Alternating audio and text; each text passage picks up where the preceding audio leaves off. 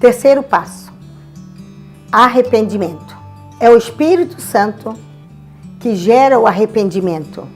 E a palavra do Senhor nos declara em João, capítulo 16, versículo 8. E quando ele vier, convencerá o mundo do pecado, da justiça e do juízo. Então, é o Espírito de Deus que nos convence do pecado.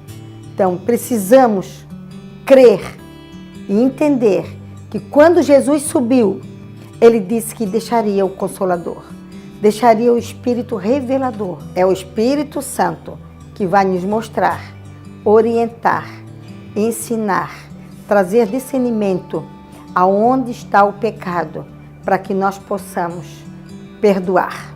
Em Mateus, capítulo 3, versículo 2, João Batista veio anunciar Jesus Cristo. Arrependa-se, pois o reino dos céus está próximo. João Batista anunciava Jesus Cristo e dizia que o reino de Deus está próximo.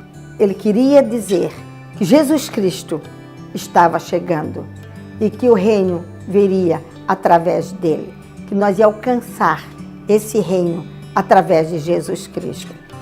Mas em Mateus, capítulo 4, versículo 17, desde então começou a Jesus a pregar e a dizer: arrependei-vos, também é chegado o reino dos céus. Ele quis dizer: agora eu estou aqui com vocês, já chegou o reino de Deus. Que seria através dele que nós íamos ter o direito de morar novamente no céu com Deus. Mas em Atos, capítulo 3, versículo 19, Pedro começou a pregar: arrependei-vos, pois, e convertei-vos, para que seja apagados os vossos pecados, de sorte que venha os tempos de refrigério na presença do Senhor. Jesus já tinha partido e Pedro começou a pregar. Naquele momento, quando Pedro começou a falar sobre o arrependimento, várias pessoas se converteram e entenderam o plano da salvação.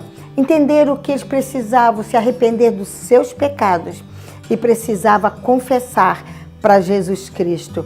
Naquele momento, quando eles estavam confessando, eles sentiram e viram a presença do Espírito Santo na vida deles e passaram a ter o quê? Passaram a ter tempo de refrigério na presença do Senhor.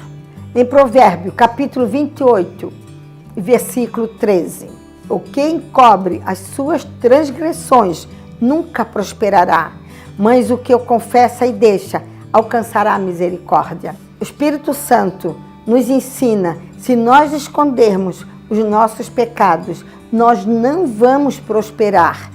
Mas se nós confessarmos e deixarmos, nós vamos alcançar misericórdia. Você que quer alcançar a prosperidade, quer ter vitória, quer alcançar uma vida cheia de saúde, cheia de paz, cheia de alegria, é importante a confissão do pecado para que tenha tempo de refrigério na presença do Senhor.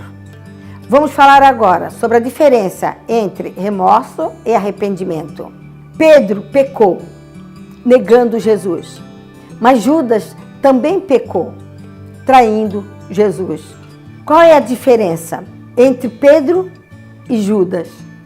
A palavra do Senhor nos declara: pequei, traindo o sangue inocente. Eles, porém, disseram: que importa? Isto é contigo.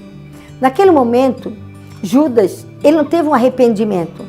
Judas teve um remorso. Ele reconheceu que ele pecou. Mas só que todo esse reconhecimento, ele não foi até Jesus pedir perdão. Ele foi até o sacerdote. Ele foi ter um concerto com um homem. Naquele momento, quando o sacerdote falou para ele: o que importa? Isto é contigo. Isto não é comigo. Naquele momento ele sentiu o quê? Um remorso. E o inimigo ali atormentou ele mais e mais. E ele levou ele ao quê? À morte, através do tormento, do remorso, e levou ele a ter uma morte física e uma morte espiritual. E ele perdeu a paz e perdeu a sua salvação. Pedro foi o contrário. Pedro, ele se arrependeu. Ele reconheceu que pecou. Ele reconheceu que negou Jesus 3 vezes. Mas naquele momento, quando ele teve uma consciência dos seus erros, ele foi até Jesus e foi pedir perdão pelos seus pecados. Nesse momento, quando ele pediu perdão, ele recebeu a paz. Em 2 Coríntios, capítulo 7, versículo 10.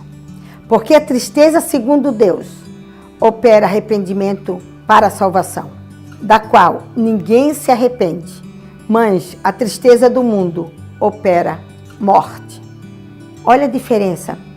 Judas, ele teve remorso e ele teve morte espiritual e morte física. Pedro, ele teve um arrependimento e ele teve o quê? A paz do Senhor e foi viver eternamente com o Senhor.